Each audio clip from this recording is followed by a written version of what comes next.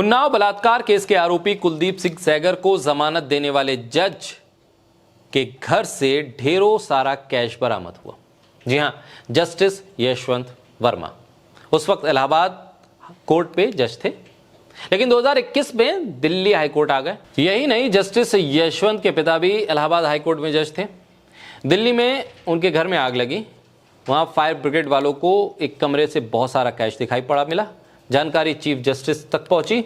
Collegium ने चुपचाप बैठक बुलाकर बिना किसी इंक्वायरी के वापस इलाहाबाद हाईकोर्ट भेज दिया जस्टिस यशवंत को। हाईकोर्ट के जस्टिस यशवंत के घर करोड़ों का कैश मिला। लीपापोती की कोशिश हुई, फिर अधजले नोटों ने मुंह पर कालिक मल दी। मगर हुआ क्या?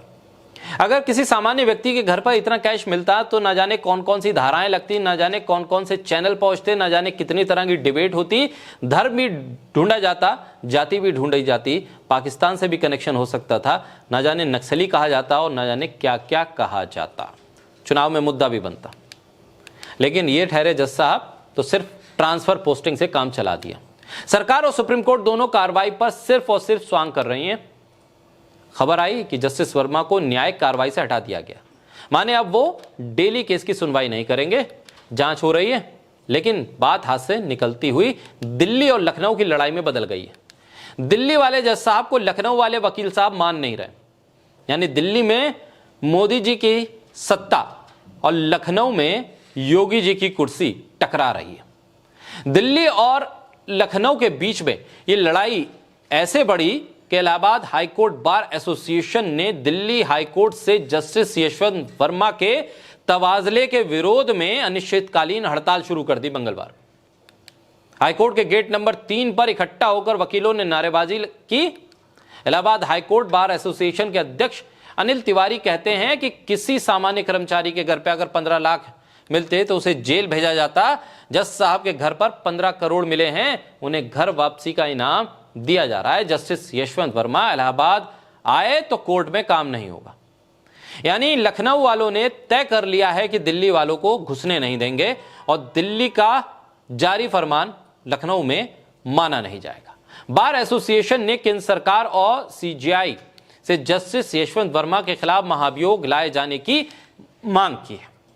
इलाहाबाद हाईकोर्ट बार एसोसिएशन की जनरल बॉडी मीटिंग में इस बात का प्रस्ताव पास किया गया।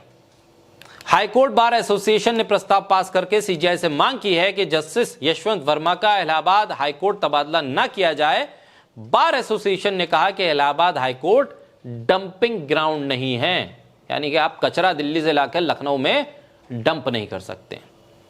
अब दिखने को तो ये लड़ाई जज और वकीलों के बीच की है और बयान भी वही है, मामला करप्शन का है, लेकिन सत्ता और सत्ता के इर्द गिर्द ताकत, इसके इर्द गिर्द वकील और सियासत ये आपस में गठजोड़ करके चलते हैं। वकीलों की सियासत पे पैठ उतनी ही है जितनी सियासत में वकीलों की जरूरत। कोई वकील जब सियासत के पायदान पर चढ़ता है तो सिर्फ राजनेता नहीं बल्कि एक वकील भी रहता है, वो प्रैक्टिस अपनी खत्म नहीं करता। ऐसे में वकीलों का प्रोटेस्ट इलाहाबाद हाईकोर्ट में एक जज के ट्रांसफर के खिलाफ सिर्फ भ्रष्टाचार के मुद्दे पर हो रहा है। इसको समझने के लिए उत्तर प्रदेश की सियासत को भी समझना होगा, क्योंकि उत्तर प्रदेश में हर जिले में बार एसोसिएशन में उस क्षेत्र का विधायक और सांसद जरूर चढ़ावा चढ़ाते हैं। हर चुनाव से पहले एक मीटिंग जरूर होती है बार एसोसिएशन में, और जो उम्मीदवार होते हैं वहां से समर्थन हासिल करने के लिए दौड़ लगाते रहते हैं।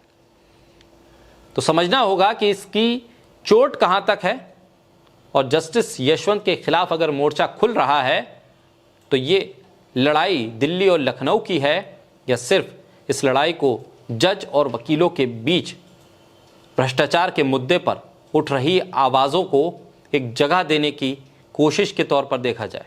बहरहाल देखना होगा कि आने वाले वक्त में जस्टिस यशवंत वर्मा को लेकर और क्या कुछ नया आपको सुनने को मिलेगा।